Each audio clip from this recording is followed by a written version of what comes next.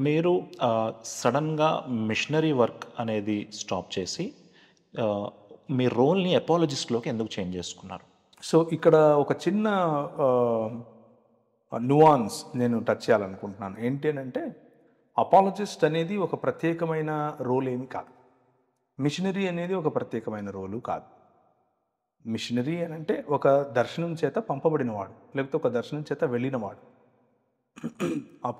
Apologetics అనేది ఆ దర్శనాన్ని చేరుకోవటానికి ఉపయోగించే అనేక మాధ్యమాల్లో ఒకటి.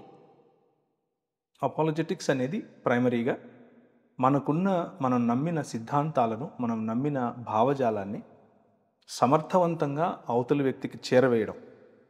అవతలి వ్యక్తి అలా చేరవేసినప్పుడు దాని మీద ఏవైతే ఆక్షేపణలు తీసుకొస్తారో, ఆ ఆక్షేపణలను సమర్థవంతంగా ఎదుర్కోవటమే కాకుండా ఏ భావజాలం నుంచి అయితే ప్రశ్నిస్తున్నారో ఆ భావజాలాన్ని కూడా తిరిగి ప్రశ్నించటం.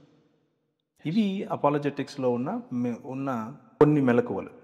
అయితే ఆ మెలకువలు మిషనరీలు చేయకూడదు అని ఏమీ లేదు. ఆ మెలకువలు పాస్టర్లు చేయకూడదు అని ఏమీ లేదు.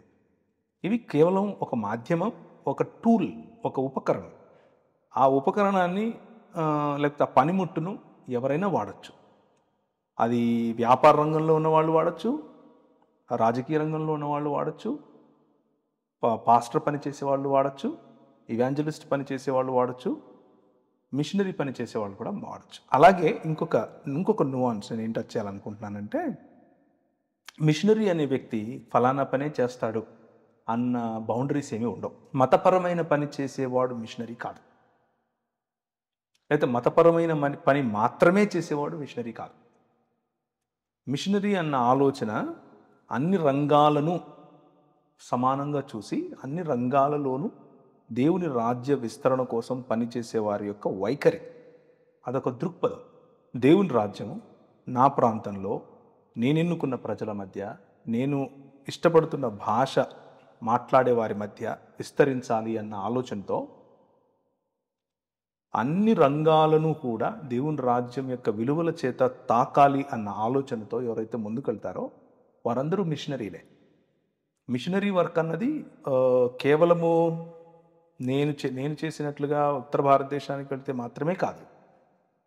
లేకపోతే కొందరు చేస్తున్నట్లుగా ఒక ఏజెన్సీ ప్రాంతానికి వెళితే మాత్రమే కాదు. మిషనరీ పని అన్నది మనకు దేవుడిచ్చిన భారం చొప్పున ఎన్నుకున్న ఒక సామాజిక క్షేత్రం లేకపోతే ఒక భౌగోళిక క్షేత్రం, ఆ భౌగోళిక సామాజిక క్షేత్రం యొక్క సార్వత్రిక అభ్యున్నతి, హోలిస్టిక్ డెవలప్మెంట్ చేసేవాడిని మిషనరీ అంటారు. సో మిషనరీ, అపాలజెటిక్స్ ఈ రెండు కూడా కలిసి వెళ్తాయి. ఇవి ఇవి ఏమి వేరు పోల్స్ ఏమీ కాదు.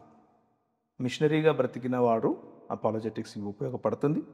అపాలజెటిక్స్ తెలిసిన వారు మిషనరీ పనిలో తప్పకుండా ముందుకు వస్తారు. అలా రాకుండా కేవలం బుద్ధిజీవిగా మాత్రమే మిగిలిపోతే, కేవలము ఆలోచన జీవిగా మాత్రమే మిగిలిపోతే అది దేవుని రాజ్యానికి అలాగే దేవుని సంఘానికి పెద్దగా ఉపయోగపడే జీవన విధానం కాదు. అలాగే మిషనరీ కాబట్టి నేను సోషల్ యాక్టివిటీస్ చేస్తూ ఉంటాను. తార్కికమైన నేను నమ్మిన సిద్ధాంతాలను సమర్థవంతంగా చాటి చెప్పేటటువంటి ఇలాంటి మెలకువలను అర్థం చేసుకోవడం నాకు అవసరం లేదు అని అనుకుంటే వారు కూడా తప్పులో కాలేసినట్లే. సో ఈ రెండు కూడా కలిసి వెళ్ళేవే అన్నది నా అభిప్రాయం. చాలా బాగుందన్న. మిషనరీ వర్క్ అని దాని నిర్వచనాన్ని క్లియర్గా ఎక్స్ప్లెయిన్ చేశారు.